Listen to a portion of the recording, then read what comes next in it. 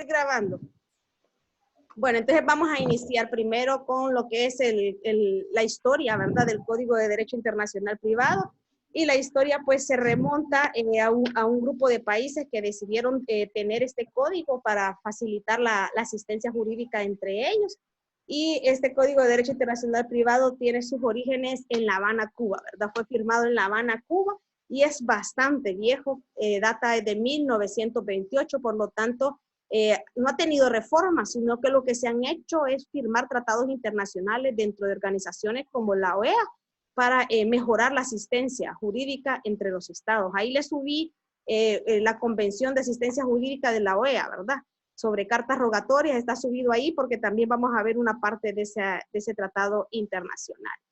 Estados firmantes, ¿por qué es importante que ustedes sepan quiénes son los estados firmantes? Porque solo los estados que firmaron este Código de Derecho Internacional Privado, que es un tratado internacional, solo a ellos los obliga. ¿Y quiénes son? Bueno, hay una lista que ustedes la pueden ver al inicio del código, ¿verdad? Tenemos que de América del Sur está Perú, está Uruguay, está también lo que es países como Paraguay, Argentina, y de país Chile también, Colombia es parte de América del Sur, Venezuela, a todos ellos les obliga, ¿verdad? Bolivia, y de América Central, pues tenemos todos los países de Centroamérica, El Salvador, Guatemala, Nicaragua, Honduras, Costa Rica, Panamá, tenemos también a Belice. A ver, Belice, no, creo que Belice no está, más bien Belice es el único que no lo ha firmado, Belice no está. Se encuentran las islas del Caribe como República Dominicana, Cuba, Haití también forma parte de esto, y Estados Unidos, ¿verdad? Estados Unidos, México, forman parte de ese tratado. Entonces, a quienes no abarca, ¿verdad? Es países como Belice, algunas islas del Caribe, y por supuesto las Guyanas que se encuentran también en América del Sur, la que no es francesa, sino que la Guyana normal tampoco le abarca. Y de ahí al resto de países de América del Sur, Centroamérica, ¿verdad? México, Estados Unidos, y 3 países del Caribe que estarían siendo Haití, Cuba y República Dominicana. Solo a ellos obliga ese tratado internacional. Entonces, la aplicabilidad del código tiene relación con los estados firmantes, ¿verdad? La aplicabilidad significa que solo va a obligar a los estados que la han firmado y que la han ratificado, nada más. De ahí no puede tener competencia, no se extiende para estados que no la han firmado, ¿verdad? En cuanto a las materias que regula, ¿cuáles son las materias que regula? Cuando les digo materias, me estoy refiriendo a las materias de derecho, ¿verdad?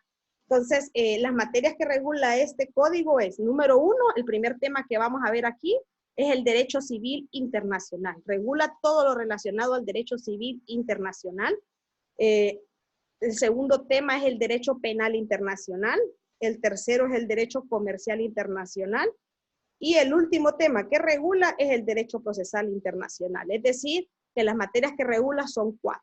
Se las vuelvo a repetir. Regula el derecho civil internacional, el derecho penal, el derecho comercial internacional y el derecho procesal internacional. Son los 4 materias del derecho que regula este Código de Derecho Internacional Privado. Así que estas 4 materias son las que vamos a ver, toditas las vamos a ver.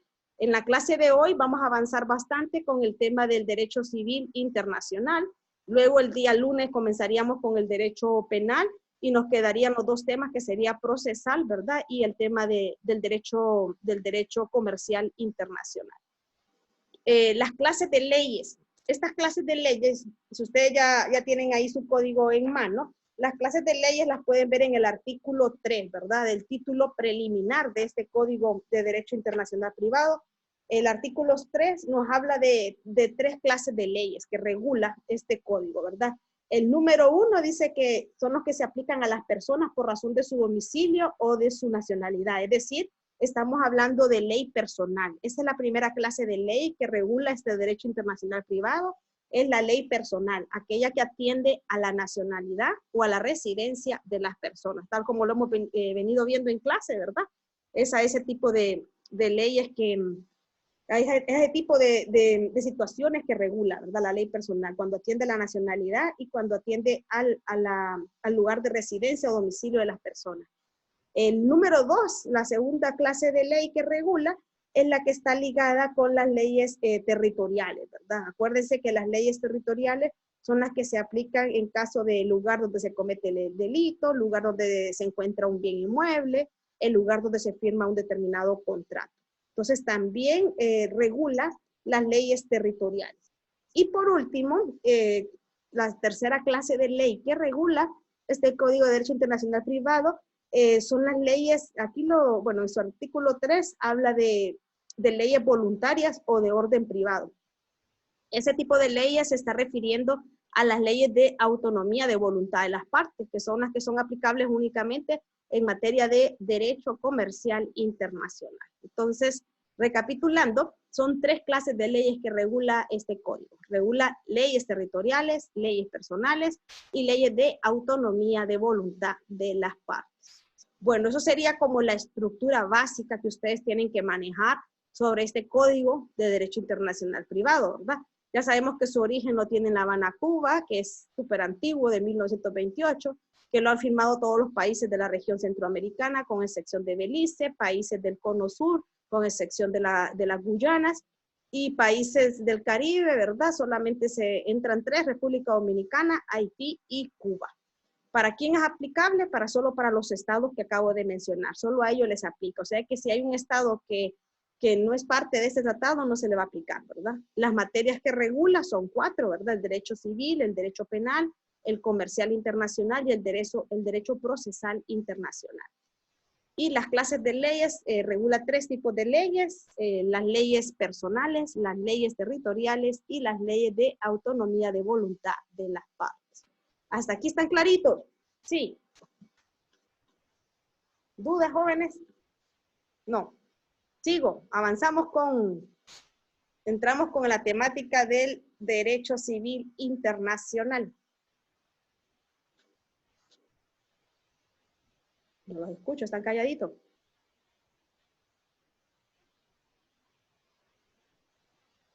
Bueno, vamos a comenzar entonces con lo que es el derecho civil internacional. Vamos a ir haciendo, cuando vayamos terminando cada capítulo, vamos a ir haciendo casos prácticos. Vamos a hacer un caso práctico que no cueste puntos y un caso práctico que sí vale puntos, ¿verdad? Que los van a tener que trabajar todos individual, lamentablemente, ¿verdad? O a no ser que hasta puedo que los hagan de dos en dos, pues, de dos en dos. Ahí se conectan por Zoom con sus compañeros para que puedan hacerlo entre los dos. ¿Les parece? Sí, abogada. Sí, abogada. Ok. Sí, abogada. Vamos a hacer tres casos prácticos que van a tener un valor de 10 puntos cada uno, ¿verdad? Y al final les voy a dejar una pequeña investigación que ese va a costar otros 10 puntos. O sea que en total van a ser 4 tareitas que les voy a dejar. Pero van a ser sencillas, no se preocupen. Bien, entonces, no se lo voy a resumir. Si quieren, les voy a resumir dos casos que conlleven dos temas para no revisar tanto y que ustedes no trabajen tanto. Se lo voy a reducir. Bien, a partir del lunes les voy a dejar las asignaciones para que ya si los que quieran trabajar en Semana Santa lo hacen, ¿verdad? Y se las voy a dar con un tiempo bastante prudencial para que me los presenten. Pero tampoco se confíen, no lo dejen a última hora. Bien, entonces vamos a comenzar con el tema del derecho civil internacional. Y vamos a ver el tema de nacionalidad y naturalización. ¿Qué dice este Código de Derecho Internacional Privado sobre cuál es la ley, verdad, que va a regir la nacionalidad y la naturalización de las personas? Y aquí es donde ustedes van a comenzar a subrayar, ¿verdad? O a ir señalizando los artículos. Y el primer artículo que aplica en esto es el artículo número 9. Vamos a estudiar el artículo número 9. ¿Y de qué nos habla el número 9? Pues nos dice que cada estado contratante va a aplicar su propio derecho a la determinación de la nacionalidad. ¿Esto qué quiere decir?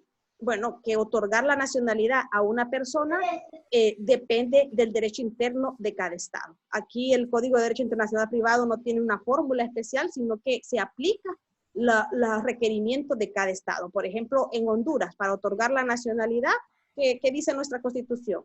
Se quiere la nacionalidad, ¿por qué? ¿Por qué? Sí, pero Por ¿cuál es la nacimiento. forma? Así es, por nacimiento, ¿por qué más?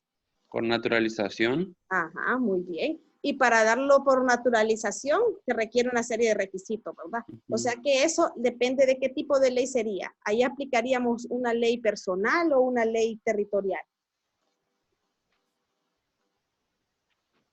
¿Territorial? La ley territorial del lugar.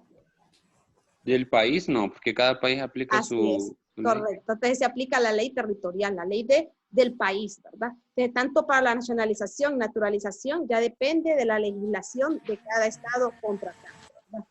El número 10, el artículo número 10 es también bien importante porque nos habla en el caso de que haya una controversia entre dos nacionalidades.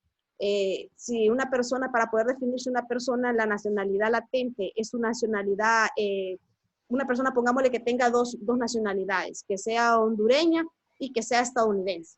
Entonces, para un efecto jurídico se quiere determinar cuál de las dos nacionalidades es la latente, porque en términos de nacionalidades hay dos tipos de nacionalidades. Una nacionalidad latente y una nacionalidad que está invernando, ¿verdad? La latente es la que estamos utilizando, es decir, el lugar donde trabajamos, el lugar donde residimos, y la nacionalidad invernando es aquella que yo obtuve, pero yo no la estoy utilizando, ¿verdad? Entonces a esa se le llama nacionalidad invernante, la tengo invernando. Entonces, para efectos jurídicos, para poder determinar la validez jurídica de una nacionalidad, el artículo 10 nos dice que va a ser la nacionalidad donde la persona tenga su domicilio. O sea que aquí el Código de Derecho Internacional Privado nos va a decir que va a ser el lugar donde la persona resida, ¿verdad? Aquí, ¿qué estaríamos aplicando? ¿Qué tipo de ley? Estaríamos aplicando una ley de carácter personal, ¿verdad? La que atiende al lugar de residencia de la persona. Entonces, estos dos artículos, el 9 y el 10, son los más importantes, ¿verdad? Bien, con respecto a la nacionalidad, las personas jurídicas también tienen nacionalidad. ¿Y cuál es la nacionalidad de las personas jurídicas? ¿Qué creen ustedes? El lugar donde se encuentren ¿Dónde se encuentre qué? establecidas, por ejemplo, decir Ajá. una empresa donde tiene su domicilio. Uh-huh. O sea, No sé. Aprendió mercantil. Bien, Sí. entonces nos vamos a ir al artículo 16. Nos dice que, ¿quién lo tiene ahí? ¿Quién me quiere leer? A ver, es chiquito, solo tiene 2 párrafos.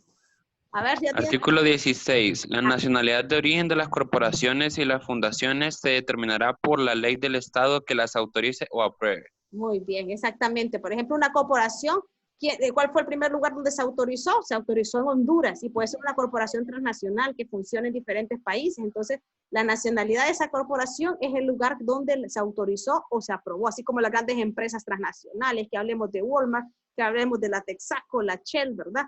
¿Cuál es la nacionalidad de esas grandes corporaciones? El lugar donde se autorizaron o aprobaron. Ahora con el tema de las sociedades mercantiles, artículo 18. ¿Otro participante ahí? También es corto, el 18. ¿Quién participó ahorita? Guillermo era, Guillermo. Ajá, Guillermito. Otro. Vamos a ver quién más está con su código ahí. Listo. Yo, abogada. Bien, ¿quién es yo? Sterling. Sterling, vamos Sterling, eso. Cuénteme Sterling, léame, es el 18. Artículo 18. Las sociedades civiles, mercantiles o industriales que no sean anónimas tendrán la nacionalidad que establezca el contrato social y, en su caso, la del lugar donde radicare habitualmente su gerencia o dirección principal. Ajá. Entonces, esto ustedes ya lo han visto en derecho mercantil, ¿verdad? Que la nacionalidad de las empresas mercantiles, aunque sean también empresas mercantiles que han traspasado fronteras, ¿verdad? Va a ser el lugar donde tengan su sede principal o su dirección principal, donde se reúne, incluso dice el Código de Comercio, habla del lugar donde se reúna la junta, ¿verdad? La junta directiva, la junta de socios. Entonces, tiene que ver con el lugar donde esté la mayoría de los socios de esa empresa, ¿verdad? Y donde tengan sus reuniones administrativas. Entonces, el Código de Derecho Internacional Privado hace la diferencia para las grandes corporaciones, ¿verdad? Y para las empresas mercantiles que no tienen todavía esa cobertura que tienen las grandes corporaciones internacionales. Entonces, esos dos artículos también manéjenlos, el 16, el 18, o sea que relacionado con la nacionalidad va a ser el 9, el 10, el 18, el 16 y el 18. ¿Estamos claros con ese tema? Sí. Ahora vamos, si no tienen dudas con nacionalidad y naturalización, que ya sabemos que eso es ley En algunos casos ley territorial y en caso de disputa de la nacionalidad es ley personal, ¿verdad? En lugar del domicilio. Si no tienen dudas con ese primer tema, pasaríamos a las personas naturales y jurídicas. Nos iríamos al artículo 27. ¿Sí? ¿Todos ya listos con el 27? Bien, el artículo 27 nos está hablando de la capacidad de las personas individuales, es decir, de nosotros, nuestra capacidad, ¿verdad? ¿Quién va a definir si yo soy una persona capaz legalmente? La capacidad de las personas naturales. Pues la legislación de mi propio país me va a decir si realmente yo soy una persona capaz para poder celebrar actos y contratos. Esa capacidad, ¿quién la define? La ley personal, la ley del país donde yo resido, ¿verdad? O la ley del país de mi nacionalidad. Entonces, el artículo 27 nos dice, la capacidad de las personas individuales se rige por su ley personal, salvo las restricciones establecidas para su ejercicio por este código. Es decir, que mi capacidad jurídica como persona individual me la define la ley del país donde yo estoy residiendo, donde yo vivo, ¿verdad? Y el artículo 28 nos dice que se aplicará la ley personal para decidir si el nacimiento determina la personalidad y si al concebido se le tiene por nacido para todo lo que sea favorable. Este es el caso, bueno, de que la persona que está por nacer si goza de derechos o no goza de derechos. Esto ya depende también de la legislación de cada uno de los países, ¿verdad? El reconocimiento que se da a la persona que está por nacer. Esto se remontan ustedes un poco a lo que es el derecho de familia, ¿verdad? Entonces el artículo 28 también, los derechos del que está por nacer va a depender de lo que establezca la legislación de cada país. Bien, entonces capacidad jurídica de las personas naturales, ya sabemos que significa la capacidad que tiene una persona natural para celebrar actos y contratos. Esa capacidad, ¿quién me la va a dar? El lugar donde yo resido, ¿verdad? Se aplica la ley personal. Luego tenemos el artículo 32, nos remite a la capacidad de las personas jurídicas. Las personas jurídicas también tienen esa capacidad para celebrar actos y contratos, ¿verdad? ¿Y cuál es la ley que va a regir la capacidad de esa persona jurídica para que pueda ejercer actos y contratos? Pues el artículo 32 nos dice claramente que es la ley territorial, es decir, la ley del lugar donde opera esa empresa. Ustedes saben que una empresa para que opere en un determinado país tiene que cumplir con ciertos requisitos, su constitución de la sociedad tiene que estar debidamente inscrita, ¿verdad? Entonces se somete a la legislación de ese país. Por eso hablamos de la ley territorial, porque se somete a la legislación del país donde va a operar. Bien, el artículo 34 nos habla también de lo que es la capacidad civil de las sociedades mercantiles y industriales, ¿verdad? Esa capacidad civil de sociedades mercantiles e industriales va a estar condicionado a lo que establece el contrato de sociedad. Entonces ahí también estaríamos hablando de una ley personal, la que aplicaría para las empresas y también para las sociedades mercantiles. ¿Están claros con esto? Nacionalidad, naturalización, con estos dos temitas, podemos decir que ya están abordaditos. ¿Dudas, preguntas? Vamos a hacer casos prácticos de estos. Les voy a poner un ejemplo fácil con la nacionalidad, con la ley que va a regir la capacidad. Bueno, pongámosle la capacidad de personas naturales. Pongámosle que Luis desea contraer matrimonio con María en la ciudad de Costa Rica. La capacidad de Luis para contraer matrimonio, ¿qué ley se lo va a definir? La ley de Luis, pongámosle que es hondureño, ¿verdad? María es costarricense, quiere contraer matrimonio en Costa Rica bajo la legislación de Costa Rica. Pero la capacidad de Luis para poder contraer matrimonio, ¿la ley de qué país lo define? La de Honduras, la de Costa Rica, ambos o ninguna. ¿Cuál sería la respuesta de ustedes ahí? Se las repito. Por favor. Bueno, les voy a poner el ejemplo de las personas naturales, ¿verdad? Y estamos hablando del tema de la capacidad que tienen jurídica. Recuerden que la capacidad de las personas naturales tiene que ver con la capacidad para celebrar actos y contratos. Si yo les pregunto en un caso práctico, la capacidad de Luis, de nacionalidad hondureña, para contraer matrimonio con María de nacionalidad costarricense bajo la legislación costarricense, ¿qué ley va a definir la capacidad jurídica de Luis para poder contraer matrimonio? ¿Sería la ley de Costa Rica, la ley de Honduras, la ley de ambas o ninguna? Me levantó la mano Amir. Sí, Amir, puede participar.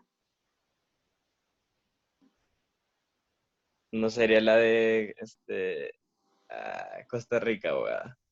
¿Y por qué Costa Rica? La capacidad de Luis. Sí, porque es allá donde se pretende celebrar ¿cómo se llama? El contrato. Por el derecho local. Bueno, ahí hay que diferenciar dos cosas. La ley que va Bueno, a regir el contrato y la ley que rige la capacidad jurídica de las partes. Por ejemplo, la capacidad jurídica de las partes, la de Luis, que es hondureño, la rige la hondureña. La de la chica, que es costarricense, la rige Costa Rica. Y el contrato lo rige Costa Rica, porque se somete a las leyes de Costa Rica. ujú. Si me quedo sin tiempo, me vuelvo a conectar, porque aquí ya me avisó que me quedo sin tiempo. Así que me esperan ahí para volverme a conectar. Bien, ¿entendieron? Entonces la respuesta sería Honduras o sería ambas, abogada. No, Honduras. Solo Honduras. Porque le estoy preguntando la capacidad jurídica del chico. Si le preguntara la capacidad jurídica de ambas partes, sería Honduras y Costa Rica. Capacidad jurídica es del joven. Esa capacidad jurídica, ¿quién se la determina? ¿Quién le da los papeles a él para que se determine si está apto para contraer matrimonio? Honduras. Tiene que apostillar y tiene que llevar todos los documentos de Honduras. Su partida de nacimiento de Honduras. Si se va a casar por la iglesia, tiene que llevar el acta de bautizo, de comunión. Abogada, entonces la ley personal es la determinada por su nacionalidad. Y residencia. Aplica en razón de nacionalidad y residencia. Sí. Abogada, pero si él reside en Costa Rica. Pero si es hondureño, tiene que llevar el acta de nacimiento de Honduras, autenticado. Tiene que llevar el acta de soltería de Honduras. Tiene que llevar constancia de antecedentes penales de Honduras. ¿Verdad? Abogada, entonces prima la nacionalidad sobre la residencia. No. La capacidad jurídica, es que imagínese, si usted es un hondureño, se va a vivir a Costa Rica y se quiere casar con una costarricense, usted tiene que sacar todos los papeles hondureños para contraer matrimonio. Usted tiene que demostrar que aquí en Honduras, aunque tenga años de residir allá, que aquí en Honduras nunca ha contraído matrimonio. Tiene que llevar su acta de nacimiento. Entonces, esa capacidad jurídica se la da a Honduras. Sí, pregunta. Entonces, en este caso, más bien, lejos de interpretarlo por territorialidad o personalidad, es la solemnidad que exige el acto, ¿verdad? En que los papeles tienen que ser personales de allá, bueno, de aquí de Honduras, dependiendo del caso. Exactamente, sí. Tiene que ver con la ley, en este caso sería ley de carácter no personal, ley personal porque atiende a la nacionalidad de la persona. Así lo especifica el artículo 27, por eso los artículos siempre es bueno para que ustedes reafirmen su respuesta, ¿verdad? El artículo 27 nos dice, la capacidad de las personas individuales se rige por su ley personal. Y ya sabemos que la ley personal atiende a la nacionalidad o atiende al lugar de residencia. En este caso está basando en la nacionalidad de la persona. ¿Más preguntas para que tengan claro esto? Abogada, entonces la ley territorial es más para cuestiones mercantiles, sociedades y empresas. Y penal. Y penal. Y en algunos casos, espere, que todavía falta que lleguemos al tema de, por ejemplo, de ahorita que vayamos a las servidumbres, es ley territorial en ese caso. Las servidumbres, los bienes, es ley territorial. ¿Están claros entonces con eso de la capacidad jurídica? Más o menos. Vamos a hacer algún casito por eso, para que vayan agarrándolo. Siempre le voy poniendo ejemplos. Bueno, pasemos entonces al tema vamos a ver cuántos minutos, 6 minutos, dice que me queda. Vamos a terminar a las 12 en punto. Matrimonio y divorcio. Vamos con el tema del matrimonio y divorcio, nos vamos a ir al artículo 36. ¿Qué dice el artículo 36? Los contrayentes están sujetos a su ley personal en todo lo que se refiere a la capacidad para celebrar el matrimonio. O sea, que tiene que ver también con lo que les acabo de explicar, ¿verdad? La capacidad de los contrayentes tiene que ver con la ley personal, la ley de su nacionalidad. Entonces, eso lo estipula el artículo 36. El artículo 37 nos habla de los extranjeros, ¿verdad? Los extranjeros deben acreditar antes de casarse que han llenado todas las condiciones exigidas por sus leyes personales. O sea, todo lo que Honduras exige, ¿verdad? Para contraer un matrimonio, ellos tienen que acreditarlo ante un país extranjero. Luego tenemos el tema de, bueno, el matrimonio ya sabemos que es ley personal la que rige, ¿verdad? Y nos vamos con el famoso divorcio, que en el divorcio ustedes ya más o menos lo manejan porque de manera parcial les vengo poniendo ejemplos de divorcio. En el tema del divorcio lo regula el artículo 52. El 52 nos habla de la separación. ¿Cuál es la ley que va a regir un divorcio, verdad? O la separación. Pues nos habla de la ley del domicilio conyugal, ¿verdad? O la ley del domicilio. Esto ha sido reformado por tratados internacionales porque hablaba solo del domicilio conyugal, pero hoy en día es del domicilio de cualquiera de las partes, ¿verdad? Donde se encuentre. Por eso les he puesto casos de personas que se encuentran, que una en España, otra en Italia y quieren divorciarse, cualquiera de los dos, en el lugar de residencia puede interponer el divorcio, ¿verdad? Entonces, el divorcio atiende a la ley personal, a la ley del lugar de residencia de cualquiera de las partes. Las causas del divorcio, ya lo estipula el artículo 54, nos habla de las causas del divorcio y la separación, se somete a la ley del lugar en el cual se va a solicitar el divorcio. Es decir, si yo presento una demanda de divorcio de tribunales franceses, yo me someto a las causas de divorcio que establece Francia, ¿verdad? Y bueno, tiene que tener competencia Francia igual para conocer de mi divorcio. Yo tengo que tener mi residencia en ese lugar, ¿verdad? O tendría que tener una nacionalidad para que yo pueda interponer una demanda de divorcio ante tribunales franceses. Entonces, el divorcio lo regula la ley personal, ¿verdad? La que tiene que ver con el lugar de residencia o el lugar de nacionalidad de cualquiera de las partes. Bueno, yo creo que eso está fácil porque sí, ya lo hemos trabajado bastante a lo largo de toda la clase. Nos vamos a ir con el tema de la paternidad. ¿Qué significa esto de la paternidad? Bueno, tiene que ver con ese derecho, ¿verdad? De exigirle, ¿verdad? La paternidad a una de las partes, ¿verdad? Lo regula el artículo 55. Y nos dice, aquí estamos hablando ya de un foro de protección, porque en la paternidad se tiene que proteger a la parte más débil. ¿Quién es la parte más débil? El hijo, ¿verdad? Los hijos. Entonces, la paternidad nos dice que se aplica la ley personal del hijo.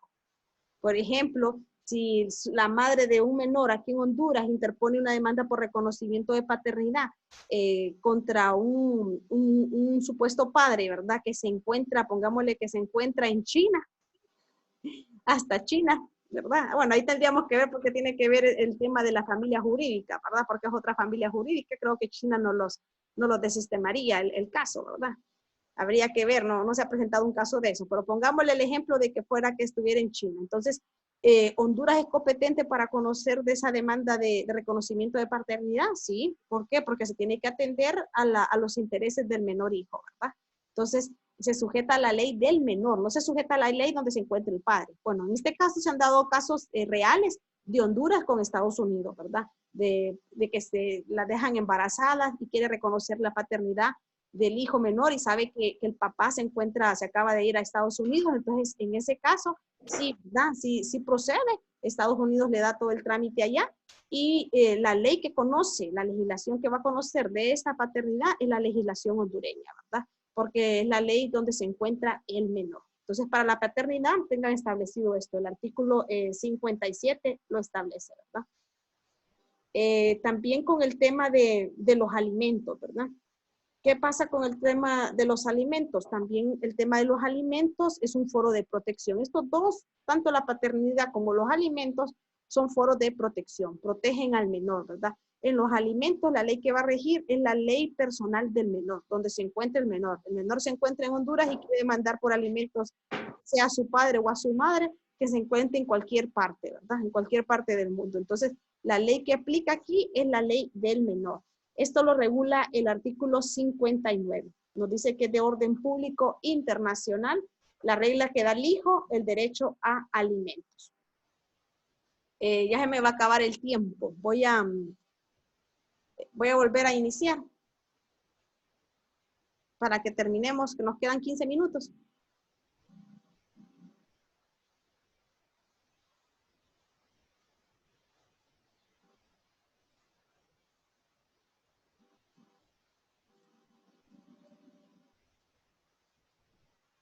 Bien. No se vayan a ir, me voy a volver a conectar para que nos dure más la conexión.